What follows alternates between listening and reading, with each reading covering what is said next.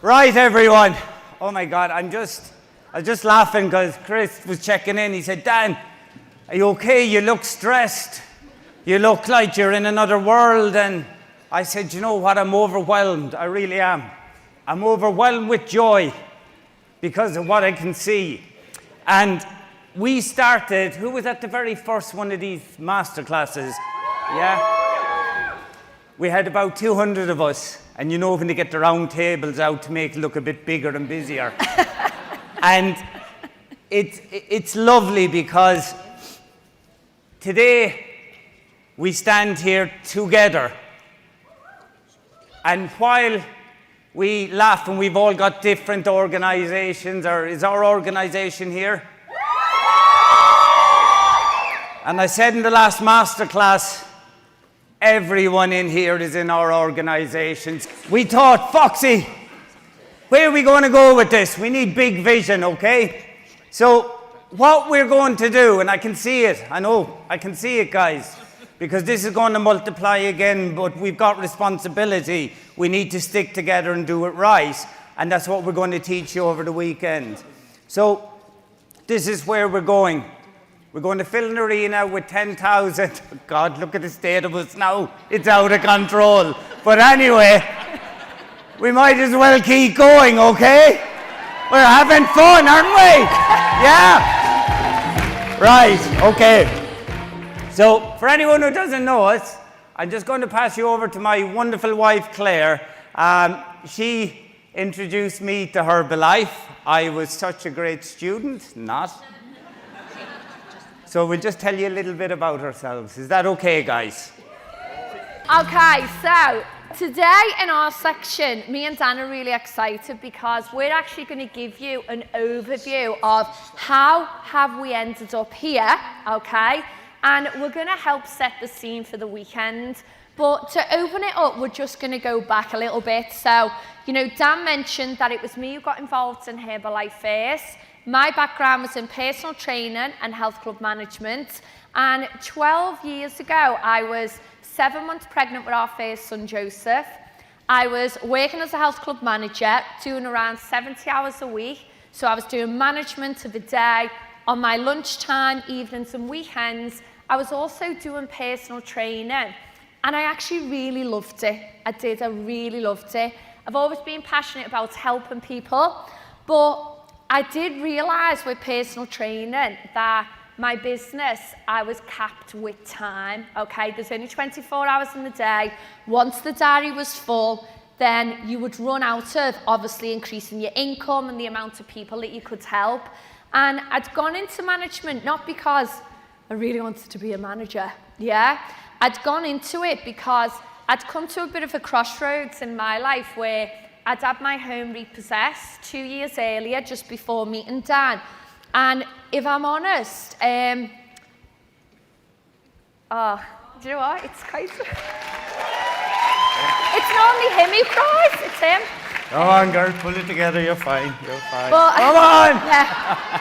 But, you know, I was at a point where I was working bill to bill, not even paycheck to paycheck. And you know, I don't know if anyone can relate to that, but when you are in a lot of debt, you just really are chasing the next bill that you need to pay, moving money around, and that was me. So going into management just gave me a steady salary for a period of time where I could just really get my life back on track and get a clear thought process of what do I want to do in the next few years.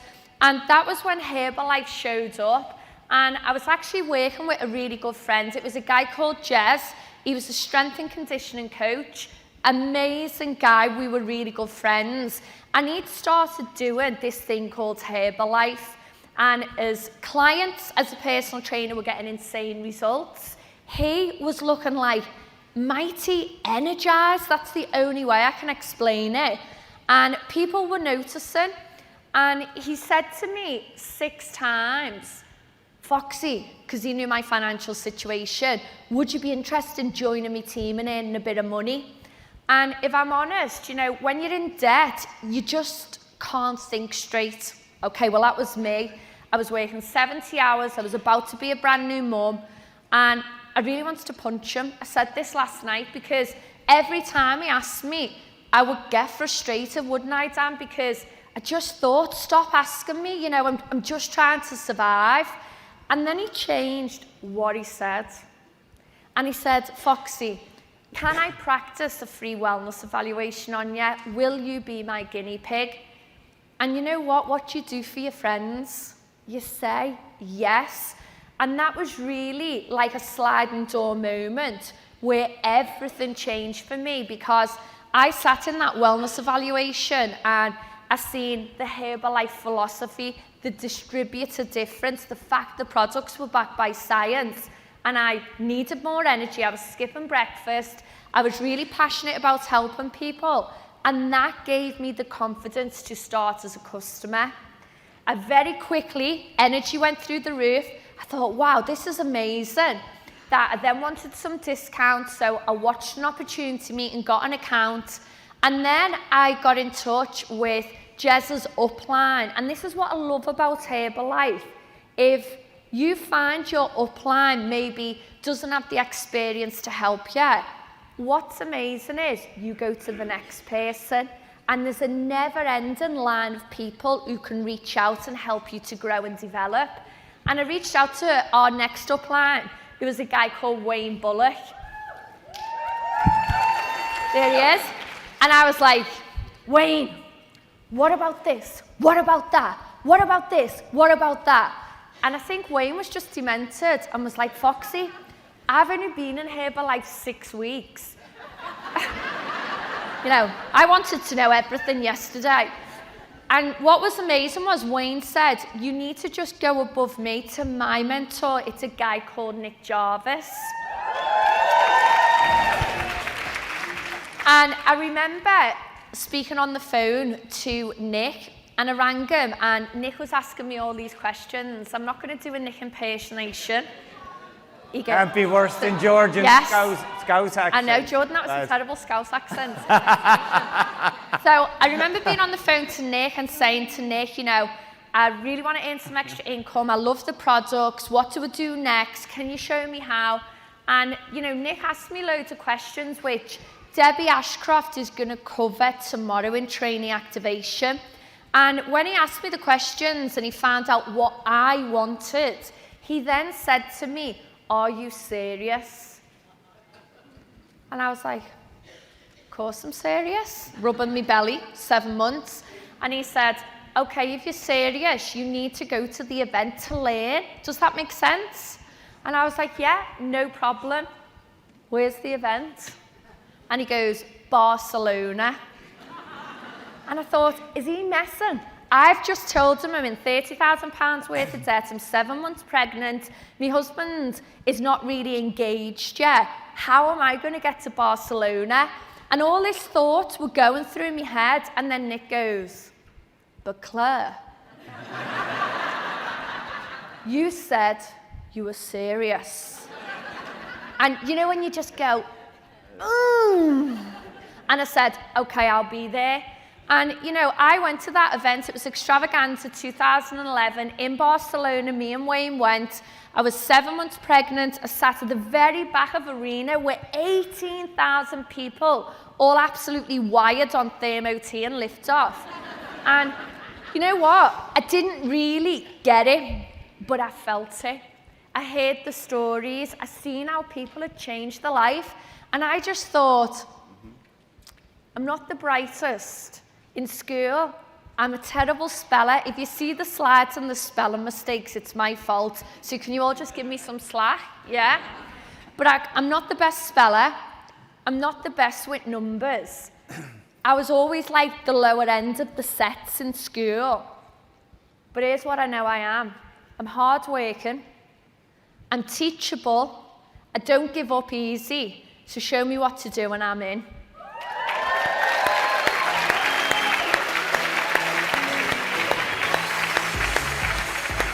And, you know, I came back from that event, and for the first year, I was just playing with it. I was doing it to get some discounts on the products, an extra £200 a month to cover the products, and Dan was doing his thing. I sure was. For 25 years I was doing my thing. And I no idea what it was, but my background was in corporate banking, and I did that for 25 years. I worked my way up, and you know what? It was a great job, don't get me wrong. But I felt like with the work-life balance and, you know, with us having kids and family coming, I just thought there's got to be more, but I didn't know what. So Claire saw an opportunity, and she said, you know what, Dan? We're going to set up a cleaning company, and you're going to run it. I said, fine. Because I love a good clean, honestly. And I loved it. I was great with this. So anyway, I was happy. We built this great company up, so we did, employing over 200 people, really successful. And I thought I'm going to be the cleaning king of Europe, you know. But you know what's mad is life, isn't it? And just before Claire and I were due to get married, one of the contracts couldn't pay me. I thought, God, I didn't sign up for this. So we were out for about 40,000 pounds a couple of weeks before we got married. And we managed to get married because we had to pay the staff. God, don't employ anyone. But we got married. Family came together. We made it happen. It wasn't ideal. And to celebrate, I got to go to Windsor to a Herbalife event. It was our honeymoon. For our honeymoon. It was. And I don't know, is there anyone who's been kind of dragged here to keep the wife happy today? Oh my God, right, so anyway, you know what I mean? So here I am. Claire's putting this t-shirt on. Danny's fella here is I think you were winning cars, Danny. Do you remember at the time we had the TTs, and I'm listening to all the stories, David, Fiona, Nick, all the guys, Xander, and they're all getting up and, you know, normal guys changing their life. And I said, Jesus, Claire, this is great. No idea what it is, but we're going to take over the world, because if these guys can do it, we're going to get extremely successful. And we came in and off we went. And do you know what? We were just really excited, weren't we, love? We was, yeah. We were so excited that we just went out. We spoke to everyone. Didn't really know what we were doing. Honestly. We didn't even get to Get Team because we were hitting Millionaire Team. Didn't have time for that. We were so good. And then we got to Millionaire Team, and we thought, we've arrived. We're going to be President's Team in 6 months. And that didn't happen, by the way. And I'll tell you what happened is, we got lost. And we got lost in Herbalife for 6 years. And we got lost because what we realized was we stopped doing the do. We didn't really know what our structure was, or we didn't have a flow. We had an idea, but it's nothing like you guys have now to work with. Mm-hmm. And I don't know if there's anyone in the room, and I'm just trying to be honest and relatable, we always came to the event, so we did, and I thank Laura, Justin, and Matt, and all the guys for reaching out, and corporate, just to keep us around the fire. We always came to the event, so we did, but when you don't have, say, a Millionaire Team pen, it's just not a great place. You kind of hide, so you do. But our belief went down, our dream went down, if I'm completely honest with you. And it wasn't until we, for some reason, qualified for the Future President's Team retreat. And this, for me, in Herbalife, is my favorite event, so it is, besides this one, obviously. And we had to make a choice that one of us were to go. And we robbed Peter to pay Paul. We didn't have the money. I'd like to thank Carol Sinfield for, you know, looking after Claire, because she paid for stuff at the time. Thank you, Carol. I don't, you know. And Carol, we were too embarrassed at the time to talk and say we didn't have the money. You know what, it's not nice, is it? And Claire went. And I'll just pass you over to Claire just to share what happened there. Thanks, Dan. Okay. Just to go back, you know, in them years, the 6 years when we lost our Millionaire Team check, we used to come to the events, and I used to really struggle, and I can put a really good face on because I used to be an aerobics instructor, so I can do the whole, yeah, let's go, 5, 6, 7, 8. Welcome to my world. Yeah. Jesus. And I can't. So we would come to the event and I'd put that brave face on, but I'd be dying inside because I felt embarrassed. And when you get to that place, we just couldn't see a way through. And as Dan said, we did lose our Herbalife dream, but we never stopped going to the events. We never, and that's a big message, never, ever quit. But Dan said,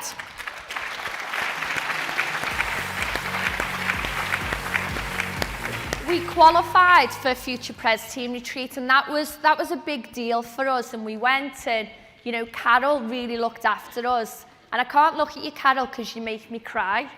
But you know, when we went, we didn't have the money. She was really generous. Scott and Nick were with us, and I don't know whether they really knew, you know, how bad a place me and Dan were in. But we sat in that event, and Nick, and I forgot to say this yesterday, he'd actually been to Ireland to look at clubs about 2 months earlier. Is that right, Nick? And he messaged me, and we'd actually said to Nick 90 days earlier at another event in Madrid, we're going to take a step back out of Herbalife. Don't contact us because we need to go underground. And Nick respected that. But he went to Ireland and he sat in Ollie and Sinead's club, and they were doing what you call 10,000 total volume. And Nick just sent me one message and said, I'm sitting in Ireland in Sinead and Ollie's club. They're doing 10,000 total volume a month. Please, you and Dan, look at this. And I felt like battering him. Because I wasn't in a great place, but I'm forever grateful because that opened our mind. Because when I went to Seville, I was ready to learn. I was open to listen, to find something. And we sat in Seville, and you know, I remember sitting there, and we heard a lady called Radhika talking about building a business with growth and sustainability. And I was really attracted to that because I was exhausted building a business that would go up, crash, because I mentally wasn't cut out for that. And it was because we lacked loads of things, no pathway, no structure, no clear way of working. We hadn't found the Herbalife we loved. So when Radhika spoke about nutrition clubs and building it with a structure and purpose, I was in. I thought, okay, I'm open to this, I want to learn. And I remember coming home from Seville, and I remember sitting Dan down in the kitchen going, you need to brace yourself. And he was like, okay, what's happening?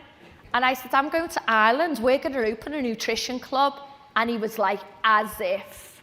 Only because, though, if I'm honest, it was never for lack of trying with Claire and I. We were always hard workers. We just didn't find, I guess, the Herbalife that fitted with us and that, you know, got us excited and we loved. So it was. So when she said that, I thought, oh, Christ, here we go. So I went to the club, and Sinead and Ollie said, and thank you to the Irish for opening up to us. Thank you.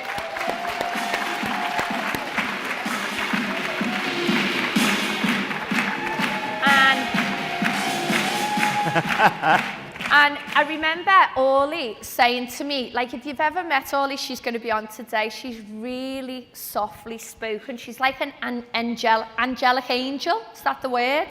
And she goes, Claire, why am I impersonating everyone? She's like, Claire, you have to be there at 6:15. And I thought, 6:15? 6:15 in the morning. She said, well, yeah, you know, if you're coming to see clubs, you need to be there from when people arrive to when it closes. So I go to Ireland and I turn up at the club, and within the first 20 minutes, I see person after person coming in that club, smashing the results, positive vibe, relationships being built, trainee coaches, loads of tell, show, try, do going on. It was like this training ground, breeding these people with skills. And I remember sitting there just thinking, I've come home. I've really come home. And I came back from that event and I come home and I go to Dan, right Dan, you need to go to Ireland. So off I went with Grace and Katie, up in the middle of the night, going, this isn't a good start, I'm not doing this 5 o'clock getting up crack, you know what I mean? But you know what?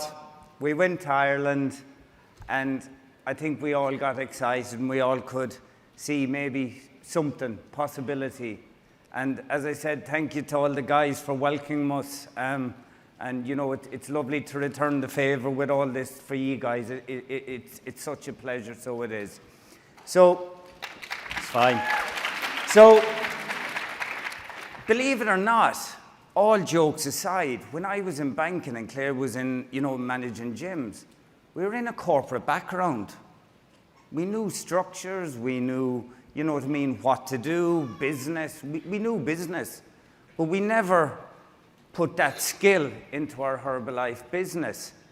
And I remember when we sat down with Nick, Nick said, listen guys, if you're going to go again and if we're going to do it, we're going to have to look at this as a professional as opposed to being an amateur, because we'd always looked at Herbalife as just that thing with that dream. So what we started to do was, what would a professional do? They wouldn't just go out today. Now you're all excited. You wouldn't just go out and open a club, would you? I hope not. So we spent 6 months researching clubs, doing the do, figuring it out as a couple. How could we make this work, Claire and I?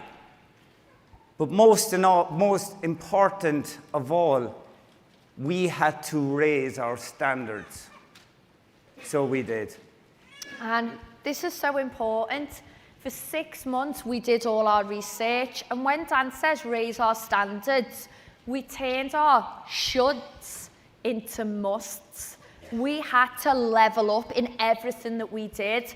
Our attitude, we had to take responsibility that if we wanted to rebuild our business, it was down to us. And we also had to raise the bar of our level of activity. We had to take responsibility for that. And I remember when we started to think about it and put a long-term plan in place, write this down. Professionals have a long-term plan. Okay, that's so important. But we started to talk about, didn't we, Dan, what our mission was? So any big company has a mission. And we thought, wouldn't it be cool if we could help 10,000 people in our local community get healthy? Because people want to be part of a mission. And then me and Foxy, we thought, God, we need to start with the end in mind, because that was our vision, yeah? And we thought, wouldn't it be cool if we could build 100 breakfast nutrition clubs? And wouldn't it be cool if 10 of those were frontline tab team? Now, how many are we up to? We laugh. How many? 56. 56.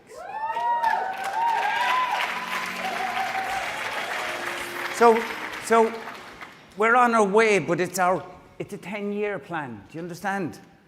And we're on our way. We're kind of halfway there, a little bit ahead, but it's cool. So it is.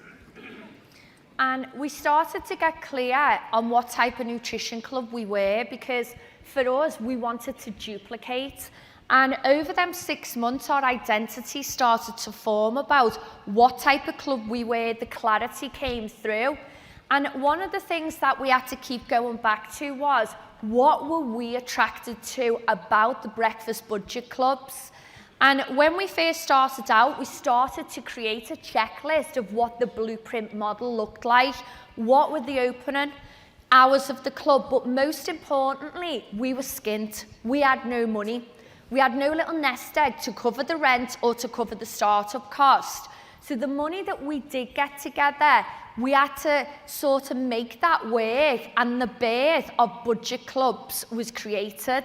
And what we mean by that is we started to develop a model that was low startup cost. We had to have low running costs because we had no safety net of savings. And we knew that we had to make it profitable as fast as we could. We also knew that we had to make it profitable before we even opened the doors. So we had to get really good at launching the club, which I'm going to touch on.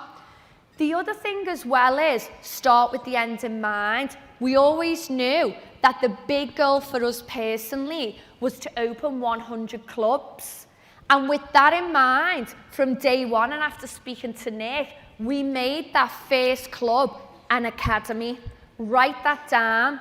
Our mindset was that Grassendale, our first club, was going to become an academy as a training ground to bring these customers, these club members through. Find trainee coaches, get them trained up, but find club owners. And that's the name of the game. For us, it's not about finding customers. We were looking to create them 100 club owners. And this is so important. We also, as well, at that time, I remember people saying to us, why are you open 7 to 11? You've got all this other time, open your club. And I was like, no! And I remember people being quite shocked, and I was like, you don't get it. I'm a mum of 2, Dan's a dad of 2. What attracted us to this is it is a front-loaded day business. I know I can find club owners and speak with integrity and passion, because the most attractive thing is we're a breakfast club, 7 till 11, 1 hour inviting, front loading the day, do everything in the morning, and then you've got the rest of the day. If we start open in 12 to 14 hours, that's not attractive. You get burnout, and we've been burnt out. If we want to build a business that has growth and sustainability, and we put these clubs on every street corner, we've got to feel it and believe it in our heart, and we stood our ground. And for me, that's what I would say.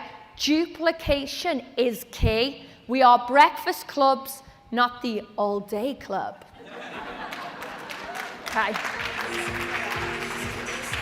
Okay. Now, the next thing was, I remember speaking to Nick, and this was Dan. Dan was from a background where in banking, everything was step by step. So it was a little bit like an 8-year-old could do everything. It was systems and processes. And Does I'm that a bit make slow sense? or something, is it? No. But we identified that we always struggled to move people through into the marketing plan and create supervisors. Because in Herbalife, if you want to build a residual income, a passive income, which is phenomenal, you have to build supervisors. But not only do you have to build them, they have to be happy, making money, and you've got to create a framework that retains them. So we started to work on the pathway, and what we understood was we had to put people through it first, not tell. We had to show. And it really enabled us to get clarity on what each step of the pathway was, develop really simple checklists so we could teach people how to do it, but we had to teach them exactly what to say to move them along. We also needed to make sure that this was a pathway where we could show people results. And again, that came from me and Dan. We had to go first. And the next phase of it then was we had the pathway, the steps, and then we needed the support structure to support the pathway, okay? Now, this is an example of our weekly structure, so it is. But please, we started off with one ambassador meeting, so we did. We started off with one quick start meeting, which is quite funny because I remember doing one. It was just me and another person. That was a bit, it's a bit. We thought it was out of control, though, didn't we? And We did. And as we built leaders and we got better and we got bigger, we now do the 2 ambassador meetings. We have our training in the middle on a Wednesday, and we got our 2 quick start meetings. And we do this via Zoom because we can reach more people, so we can.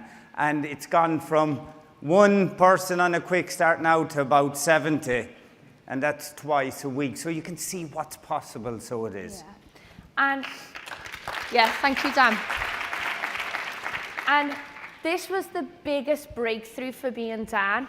We knew from having the pathway in place, customer to supervisor, simple steps, showing people what to do, how it was done, and then having the training structure that underpin the pathway that we could plug people in and move them along, that would enable us to focus on our own personal production. And you're going to hear over this weekend so many trainers talk about personal production. It's the only thing you can control. This is so important. If you want to build your business, it's about what you do. How many invitations you're doing, how many free wellness evaluations, how many new customers you bring in, how many referrals you breed, and how many new people you help to get a Herbalife account and activate them. And this was liberating for us because it really allowed us to take the pressure off. And rather than thinking of, oh my goodness, we need to help everyone else, was the structure of the machine was in place. Now, Dan, let's get to work. We have to get up to these 10K months of personal production to generate, just doing the basics over and over. And as we started to launch clubs and through launching our very first club, we really understood the importance of launching strong, profitable clubs when they opened. And write this down, it's not about opening a club. It's about opening clubs that are profitable. We're happy people who are successful, and we have to work as one team over the next 10 years minimum to make sure that we protect the marketplace. Do you all get that? This is so important. And the first year for me and Dan was all about putting our pin of Millionaire Team, which was empty by the way, to one side, and focusing on the basics. We had to make sure that we learned the skills how to build a customer base. We couldn't even get a customer before clubs. We were that stuck. We then had to learn the basic skills on building a team of new trainee coaches. And then we had to really see if we could, out of these pool of people, find our first club owner, didn't we, Dan? Sure did, God. And because we were professional, people need structure, they need to be told what to do, okay? So what we came up with in year one was 20 simple practical skills that someone could follow. Just learn the basics, tell, show, try, do the wellness profiles, you know, learn how the club operates, so it does. And then, again, that built onto the career ladder, so it did, didn't it, Claire? It did. And, you know, we're not going to train you on this because Anne-Marie's going to cover this next. But we did identify that we needed to really help develop what we call junior partners, these mini club owners, so they were ready to go out into the marketplace. And we started to identify 8 basic skills that every club owner needs before they go out. And we needed to help these junior partners that we would find out of our club owners build a mini club within our club, 30 to 40 club members, their own customers, 2 to 3 trainees.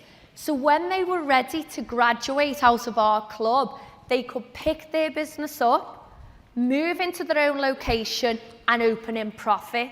That was the name of the game, and that was a game changer. And a lot of people say to us, why Club 100 in the sense of 100 club members? And I'm just going to shorten this down for you to finish.